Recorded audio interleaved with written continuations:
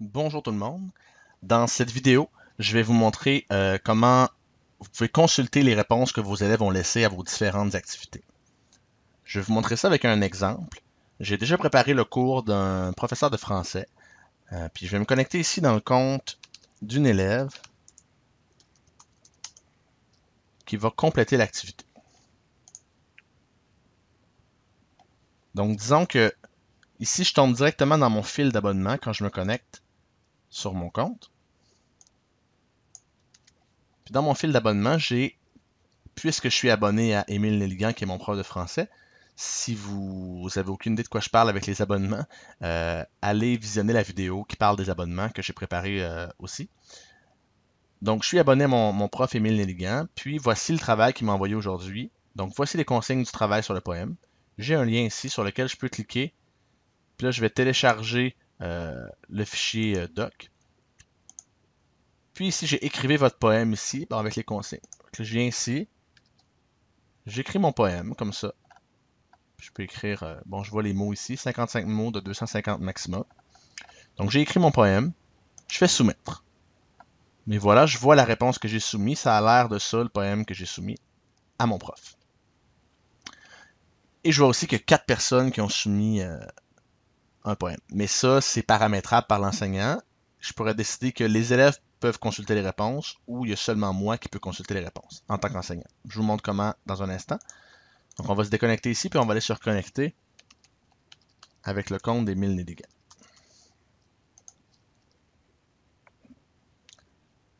Émile Nelligan n'est pas abonné à rien, donc dans mon fil d'abonnement, j'ai pas de résultat.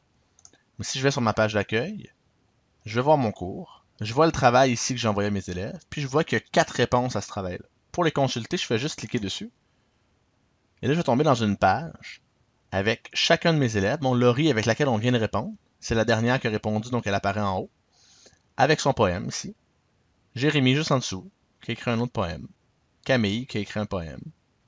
Maxime qui a écrit un poème, etc. J'aurai tous mes autres élèves en dessous, un bloc par élève avec leur nom.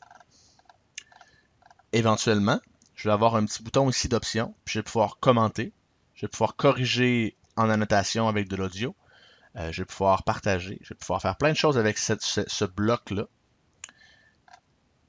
Mais déjà, vous voyez que comparativement à la version démo, on est ailleurs que juste une grille statistique. Là.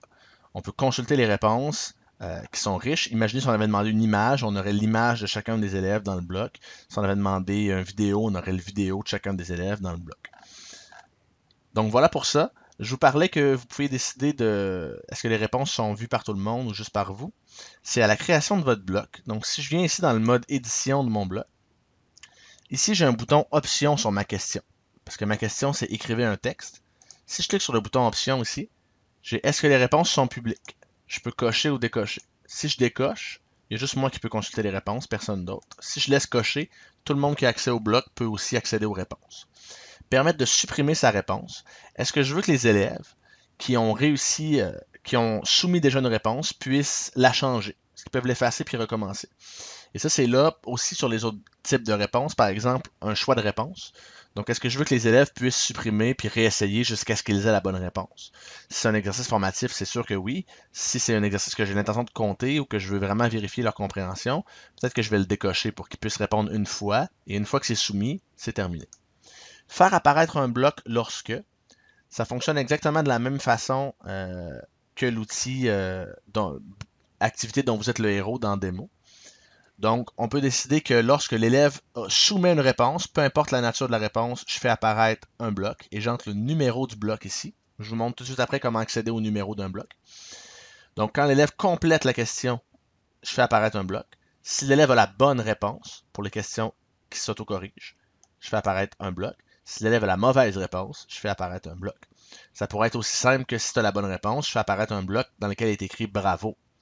Si tu as la mauvaise réponse, peut-être que je vais faire apparaître un bloc dans lequel est écrit es-tu certain que tu as bien compris? Réécoute la vidéo suivante, voici un exemple, etc. Et ça, vous entrez le numéro du bloc que vous pouvez trouver. Si je reviens ici à un bloc, sur n'importe quel bloc en cliquant sur le bouton d'option, vous avez visibilité et partage. En cliquant sur visibilité et partage, vous avez l'adresse du bloc dont son numéro. Et là, c'est juste le numéro qu'il faut entrer dans l'option précédente. Et vous avez aussi les options de visibilité. Par défaut, tout est public pour l'instant, mais vous pourriez décider qu'un bloc est privé. Si vous mettez votre bloc privé, vos élèves ne le verront pas quand ils vont... Personne ne va le voir en fait quand il va accéder à votre page. C'est comme s'il n'était pas là, il y a juste vous qui allez le voir. Donc, par défaut, c'est public. Donc voilà pour le visionnement des réponses, la visibilité d'un bloc et les options de partage des réponses et de partage de blocs. Voilà.